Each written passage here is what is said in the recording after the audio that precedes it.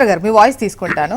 ఒక యువత, నిరుద్యోగులు, అంటే మాట్లాడాలి అని అనుకుంటున్న వాళ్ళు, ఏమైనా చెప్పాలి అనుకుంటున్న వాళ్ళు, అంటే పార్టీల పరంగా ఏదో రాజకీయ కోణంలో ఈ పార్టీని తిడదామా లేదంటే వాళ్ళని అందామా అని చెప్పేసి అలా వద్దు. మీరు డెఫినెట్గా ఏం ఎక్స్పెక్ట్ చేస్తున్నారు ప్రభుత్వం దగ్గర నుంచి విన్నవించుకునేటువంటి అవకాశం ఈ వేదికపై ఉంటుంది. స్క్రీన్పై నెంబర్ కాసేపట్లో స్క్రోల్ అవుతాయి. మీరు కాల్ చేయొచ్చు, ప్రోగ్రామ్కి కాల్ చేసి మీ యొక్క అభిప్రాయాన్ని తెలియజేయొచ్చు. సుమిత్రానంద్ గారు, ఇప్పుడు మీరు యువ సంగ్రామ సదస్సు నిర్వహిస్తున్నారు అనంటే గత మీ పాలనకు సంబంధించి సమాధానం చెప్పుకోవాల్సినటువంటి పొజిషన్లో ఉన్నారు. అండ్ గతంలో మీ పైన తీవ్రమైన అసంతృప్తి ఉండడం వల్లే కాంగ్రెస్ అధికారంలోకి వచ్చింది. సో దీనికి ఈ జరపాలి అంటే మీరు సమాధానం చెప్పుకోవాలి ముందుగా అని చెప్పేసి ప్రకాష్ రెడ్డి సార్ అంటున్నారు. మరి ఏంటి మీ సమాధానం?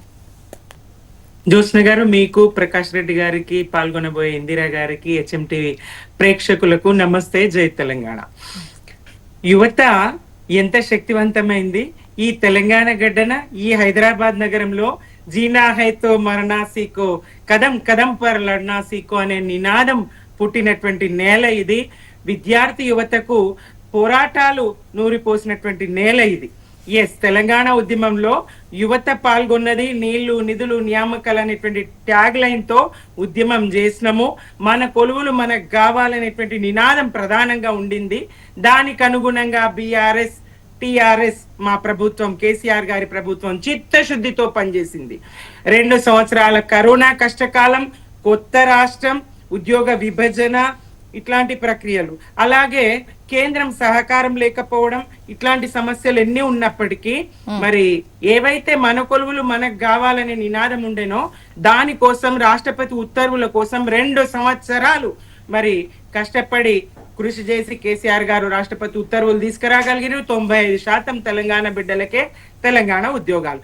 అంతకు ముందు 20% నాన్ లోకల్ కి ఏవైతే ఉంటుండేనో నాన్ లోకల్ రిజర్వ్డ్ గా, నాన్ లోకల్లో ఎవరైనా అంటే రిజర్వేషన్ లేదు అక్కడ, నాన్ లోకల్ అని కాదు, ఎవరైనా పోటీ పడవచ్చు. దానికి అది నాన్ లోకల్ రిజర్వ్డ్ గా 20% బయట వారికి ఉద్యోగాలు కట్టబెట్టినటువంటి పరిస్థితులు ఉంటుండే. అట్లా కాకుండా 95% మన ఉద్యోగాలు మనకి, మిగతా 5% అన్ని ఉద్యోగాలు మన ఉద్యోగాలు మనకి. అంటే ఎంత రిక్రూట్మెంట్ చేశారు, ఎన్ని ఉద్యోగాలు ఇచ్చారనేదే కదా. ఇంకా అంటే నాన్ లోకల్ అన్నవి కూడా తీసేసి మనకే లోకల్గానే పెట్టినప్పుడు ఎన్ని ఉద్యోగాలు వచ్చాయి. సో ఉద్యోగాలు మీరు సరిగా ఇవ్వకపోవడం వల్లనే, ఈ 10 ఏళ్లలో ఆ అసంతృప్తి ఉండడం వల్లనే మీరు పక్కకు కూర్చున్నారు. 1,65,000 పైచిలకు ప్రభుత్వ ఉద్యోగాలు ఇవ్వగలిగిన, అలాగే 10 లక్షల పైచిలకు IT రంగం గాని ఇతరత్ర ఉద్యోగాలు, ఉపాధి కల్పించగలిగినాం ప్రైవేట్ సెక్టార్ లో. ఇక బీజేపీ అయితే ఇప్పుడు ఈ విఫలమైనటువంటి కాంగ్రెస్ ను ఏడాదిలో 2 లక్షల ఉద్యోగాలు ఇస్తానని నమ్మబలికి అశోక్ నగర్ లో మరి రాహుల్ గాంధీ గారిని పిలిచి, ప్రియాంక గాంధీ గారిని పిలిచి, ఇక్కడ యువ సంగ్రామ సదస్సులో ఇదే సరూర్ నగర్ వేదికగా మేము ఇవాళ తలపెట్టబోయేటువంటి యువ సంగ్రామ సదస్సు ఏదైతే 10 గంటలకి ఇప్పుడు నిర్వహిస్తా ఉన్నామో అదే స్థలంలో వీళ్ళు యూత్ డిక్లరేషన్ ఇచ్చి ఏడాది లోపల 10 లక్షల ఉద్యోగాలు ఇస్తాము, అలాగే జాబ్ క్యాలెండర్ రిలీజ్ చేస్తామని చెప్పారు. వీళ్ళ వైఫల్యాన్ని ఎండగట్టాలి. చిత్తశుద్ధి తెలంగాణ యువత పట్ల, నిరుద్యోగుల పట్ల బీజేపీకి నామమాత్రపు చిత్తశుద్ధి ఉన్న ఈ ప్రస్తుత ప్రభుత్వాన్ని ఎండగట్టి ప్రయోజనాలు పొందాలి, యువతకు ఆ ప్రయోజనాలు అందించాలి. కానీ వీళ్ళు ఏం చేస్తా ఉన్నారు? బీజేపీ ఎంతసేపు రాష్ట్ర ప్రభుత్వానికి, రేవంత్ సర్కారుకు, కాంగ్రెస్ ప్రభుత్వానికి బుల్లెట్ ప్రూఫ్ జాకెట్ లాగా ప్రయత్నిస్తా ఉన్నారు. మా BRS ఏదైతే ప్రశ్నల పరంపరను ఎక్కువ పెడతా ఉన్నదో అది ఆయనకు తగలకుండా వీళ్ళు ఒక బుల్లెట్ ప్రూఫ్ జాకెట్ లాగా, బీజేపీ ఒక బుల్లెట్ ప్రూఫ్ జాకెట్ అయి రేవంత్ రెడ్డిని కాపాడే ప్రయత్నం చేస్తుంది. కాకపోతే ఏంటండి, గతాన్ని తీసుకొచ్చి వర్తమానానికి మీరు చేయరు, మమ్మల్ని చేయనియరా? ఎందుకు లేదు? అర్హత మాకే ఉన్నది. తెలంగాణ ప్రజల పక్షాన, నిరుద్యోగుల పక్షాన ప్రశ్నించే ఒకే అర్హత మాకున్నది, బీజేపీకి లేదు. 2 కోట్ల ఉద్యోగాలు ఇస్తామని ఎటువైనాయండి? ఎటువైనాయి? కేంద్రం స్థాయిలో ఏడాదిలో 2 కోట్ల ఉద్యోగాలు ఇస్తానన్న మోదీ గారు ఆ మాటనే విస్మరించిండ్రు. మీకెక్కడదండి అర్హత? బీజేపీకి అర్హత లేదు. రేవంత్ రెడ్డి సర్కారు అన్ని వర్గాలను వంచినట్టే యువతను కూడా, నిరుద్యోగ యువతను ప్రధానంగా వృత్తి అన్నారు, అలాగే జాబ్ క్యాలెండర్ అన్నారు, 2 లక్షల ఉద్యోగాలు అన్నారు ఏడాది లోపల. ఆ లెక్కన ఇప్పుడు 3వ సంవత్సరం మరి 3 6 లక్షలు ఉద్యోగ కల్పన ఇప్పటికల్లా జరిగి ఉండాల్సింది.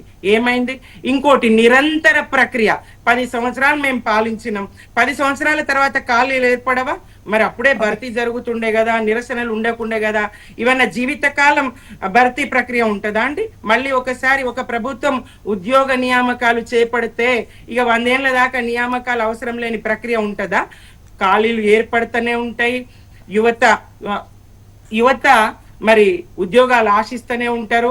విద్యావంతులు ఉద్యోగార్థుల సంఖ్య పెరుగుతూనే ఉంటది, నిరుద్యోగుల సంఖ్య పెరుగుతూనే ఉంటది. అంటే సుమిత్రానంద్ గారు, మీ టైంలో అనుకున్న స్థాయిలో ఉపాధి అవకాశాలు, ఇప్పుడు ఉద్యోగాలంటే అందరికి అచ్చంగా ఉద్యోగాలే ఇవ్వడం అనేది అసాధ్యం.